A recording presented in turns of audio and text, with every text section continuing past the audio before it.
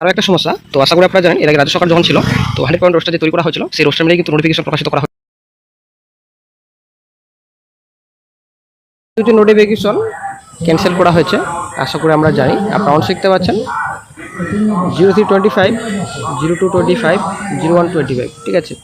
Recruitment examination sub assistant engineer electrical, sub assistant engineer mechanical, sub assistant engineer civil. তো এদিকে কিন্তু অনেকেই চিন্তিত যে মজদুর পদের কি একই পরিস্থিতি হবে, নোটিফিকেশন কি বাতিল করা হবে। অনেকে আবার কিন্তু ফোন করেছিল এই বিষয়ে যে নোটিফিকেশন নাকি অফিসিয়াল সাইটে পাওয়া যাচ্ছে না। তো নোটিফিকেশন কিন্তু অফিসিয়াল সাইটেই রয়েছে, এই বিষয়ে অনেকে চিন্তিত ছিল।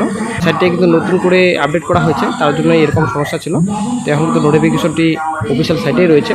আপনারা অনেক শিখতে পাচ্ছেন নোটিফিকেশন 0425, ঠিক আছে। সম্পূর্ণ ডিটেলস রয়েছে, 675 টোটাল ভ্যাকেন্সি রয়েছে। তো এর আগের যে রিক্রুটমেন্ট প্রসেস আপনারা অনেক শিখতে পাচ্ছেন, আমরা একটু অফিসিয়াল নোটিফিকেশন দেখে নিচ্ছি।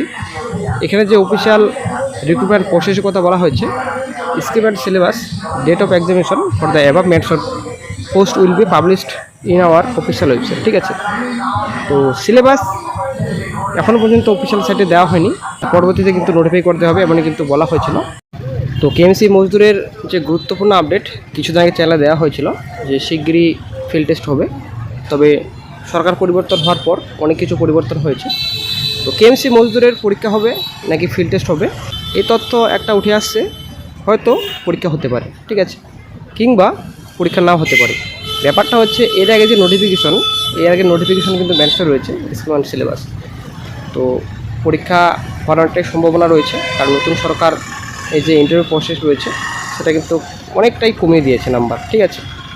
এখন নতুন সরকার বসার পর অনেক কিছু পরিবর্তন হতে পারে।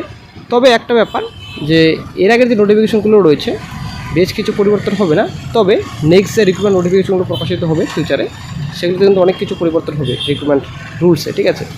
তো এই যে রিক্রুটমেন্ট নোটিফিকেশন রয়েছে নতুন করে যে প্রকাশিত হয়েছে কেএমসি মজদুর, তো বেশ কিছু পরিবর্তন না হলেও নেক্সট নোটিফিকেশন হয়তো পরিবর্তন হতে পারে, ঠিক আছে। আশা করি আপনাদের বোঝাতে পেরেছি।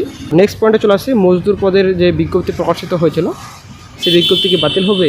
তো আপনাদের বলি একদমই নয়, ঠিক আছে। যে বিজ্ঞপ্তি প্রকাশিত হয়েছিল কোনোরকম কিন্তু বাতিল হওয়ার সম্ভাবনা নেই, একদমই নেই।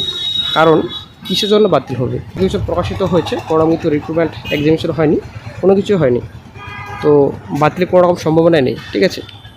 তো কেএমসি মজদুর এবং পরিবেশ বন্ধু দুটোই পোস্ট রয়েছে, ঠিক আছে। তো কলকাতা পৌরসভার প্রশাসক নিয়োগ করা হলো সম্প্রতি। কলকাতা পৌরসভার মেয়র ফিরহাদ হাকিম ইস্তফা দিয়েছেন, তারপরে কিন্তু সোমবার কলকাতা পৌরসভার মাথায় প্রশাসক হিসেবে বসানো হলো কলকাতা মিউনিসিপ্যাল কর্পোরেশনের কমিশনার স্মিতা পান্ডাকে।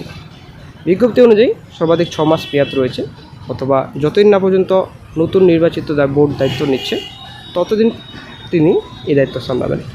তো এরাই কিন্তু ফিরহাদ হাকিম ছিলেন মেয়র, কিন্তু অনেকটাই সমস্যা ছিল কমিশনে। তো বর্তমানে এখন নতুন প্রশাসক বসছেন, ঠিক আছে, কমিশনার স্মিতা পান্ডে। তো আশা করব শীঘ্রই বিষয়ে একটা আপডেট পাওয়া যাবে। আর ব্যাপারটা হচ্ছে অফিসে যাওয়ার কথা ছিল, কিন্তু 22 তারিখে রাজ্য বাজেট রয়েছে, ঠিক আছে। রাজ্য বাজেটে সম্পূর্ণ তথ্য পাওয়া যাবে, তার আগে কোনো কিছু খবর পাওয়া যাবে না। তো এই পরিস্থিতিতে কলকাতা পৌরসভার সমস্ত প্রশাসনিক ক্ষমতা ও দায়িত্ব পরিচালনার জন্য কলকাতা পৌরসভার কমিশনার স্মিতা পান্ডাকে প্রশাসক হিসেবে নিয়োগ করা হয়েছে। তো আগামী 22 তারিখে একটা গুরুত্বপূর্ণ আপডেট পাওয়া যাবে, তো দেখা যাক কী আপডেট পাওয়া যায়। আরও একটা সমস্যা, তো আশা করি আপনারা জানেন এর আগে রাজ্য সরকার যখন ছিল, তো 100% রোস্টার যে তৈরি করা হয়েছিল সেই রোস্টার মিলেই কিন্তু নোটিফিকেশন প্রকাশিত করা হয়েছিল, ঠিক আছে। এখন কিন্তু রোস্টার পরিবর্তন হয়েছে, রাজ্য সরকার ওবিসি আমরা কিন্তু তুলে নিয়েছে, আশা করি আমরা জানি।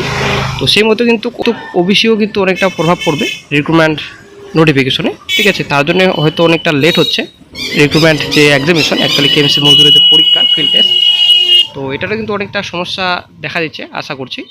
তো তার জন্যই অনেকটা প্রসেস লেট হচ্ছে, ডিলে হচ্ছে।